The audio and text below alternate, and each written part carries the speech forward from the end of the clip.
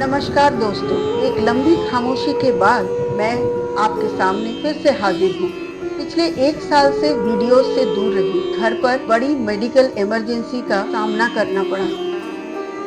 इस सितंबर हमने दुर्गा पूजा को बड़े भाव और श्रद्धा के साथ मनाया। माँ दुर्गा की शक्ति हमेशा हमें नई उम्मीद और हिम्मत देती है। अक्टूबर के पहले हफ्ते में हमने कोजागरी लक्ष्मी पूजा भी की।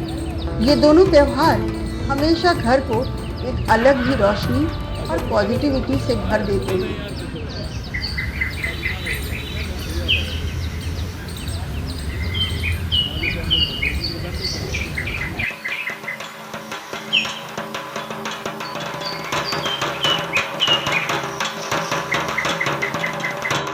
दुर्गा पूजा का नाम आते ही बंगाल के इमोशंस अलग ही रंग भर देते हैं। ढाक ढोल का शोर, धुनुची नाच, शंख की गूंज और लोगों के चेहरों पर चमकती खुशी।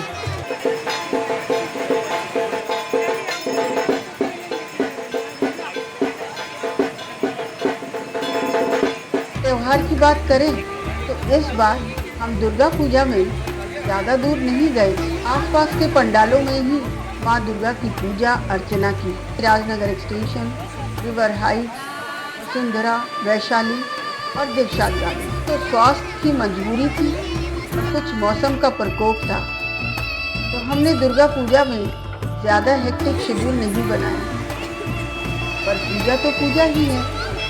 बहुत अच्छा बीता, जहाँ इस बार मेरी सासू माँ भी हमारे साथ थी।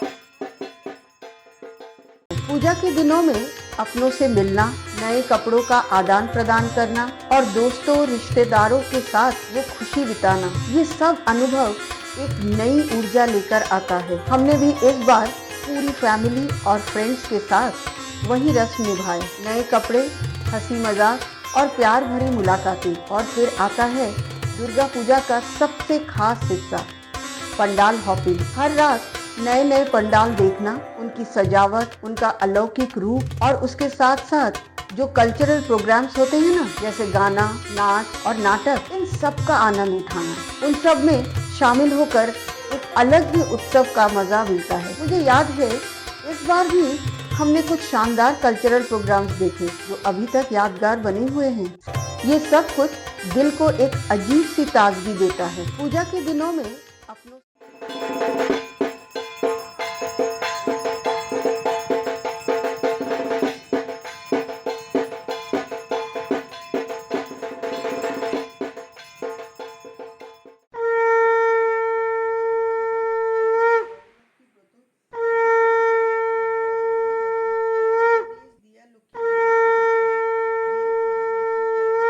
सितंबर की दुर्गा पूजा के बाद अक्टूबर के पहले हफ्ते में आया कोजागरी लक्ष्मी पूजा। बंगाली परिवारों के लिए ये एक बहुत ही पवित्र रात होती है। ये पूजा शरद पूर्णिमा यानी कोजागरी पूर्णिमा की रात को होती है। इस बार ये पूर्णिमा अक्टूबर के पहले हफ्ते में ही आ गई। उस रात चांद अपने पूरे रूप में चमकता है और ऐसा माना जाता है कि माँ लक्ष्मी धन, समृद्धि और शांति लेकर हर घर में प्रवेश होती है। इस पूजा में एक खास रस्म होती है। माँ लक्ष्मी के लिए अल्पना बनाई जाती है, छोटे दिए जलाए जाते हैं और खीर बनाया जाता है, जिसे चांदनी रात में खुले आसमान के नीचे रखा जाता है। क्योंकि कहा जाता है कि शरद पूर्णिमा की रात चांद से अमृत बरसता है। घर के सभी सदस्य एक साथ मिलकर लक्ष्मी चालीसा और मंत्र पाठ करते हैं। इस बार भी हमने रात भर दिया जलाकर माँ लक्ष्मी जी की पूजा की और उनका स्वागत किया। माँ के लिए प्रसाद में नारियल के लड्डू, जिसे बांग्ला में नाड़ू कहते हैं, भोग के साथ अर्पित किया।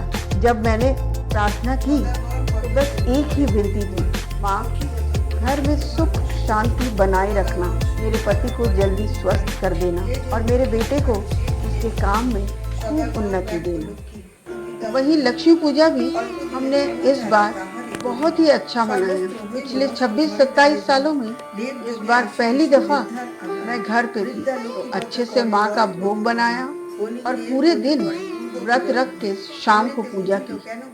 बहुत ही अच्छा लगा। लेकिन इस साल की कहानी सिर्फ त्योहारों तक सीमित नहीं रही। मुझे आपके साथ एक बहुत ही व्यक्तिगत बात शेयर करनी है। दरअसल 1 जनवरी 2025 यानी कि इस साल का पहला दिन मेरे लिए बहुत ही अजीब सा था। उस दिन को मेरे हस्बैंड को अचानक हार्ट अटैक आया। सोचिए तो, एक पल में जिंदगी किस तरह बदल जाती है। लेकिन भगवान की असीम कृपा थी कि हम समय पर हॉस्पिटल पहुंच पाए। डॉक्टर्स की मेहनत और आप सबकी दुआओं से उनकी बाईपास सर्जरी सफल हुई। आज वो धीरे धीरे रिकवर हो रहे हैं। हेल्थ को कभी भी इग्नोर मत कीजिए, समय पर चेकअप कराएं और हर दिन ग्रैटिट्यूड के साथ जिए। मैं दुआ करती हूँ कि माँ दुर्गा और माँ लक्ष्मी की कृपा आप सब पर बनी रहे। आप सभी का प्यार और सपोर्ट मेरे लिए हमेशा एक नई शक्ति बनकर आती है। तो प्लीज इस वीडियो को ज्यादा से ज्यादा लोगों के साथ शेयर करें, लाइक करें और अगर चैनल को अब तक सब्सक्राइब नहीं किया तो प्लीज सब्सक्राइब भी करें। मैं वादा करती हूँ कि अब से रेगुलर आप सब के लिए वीडियोस डाला करूंगी। फिर मिलते हैं जीवन की खट्टी मीठी बातों और अनुभवों को शेयर करते हुए हमारे अगले वीडियो में। तब तक के लिए बाय बाय, धन्यवाद।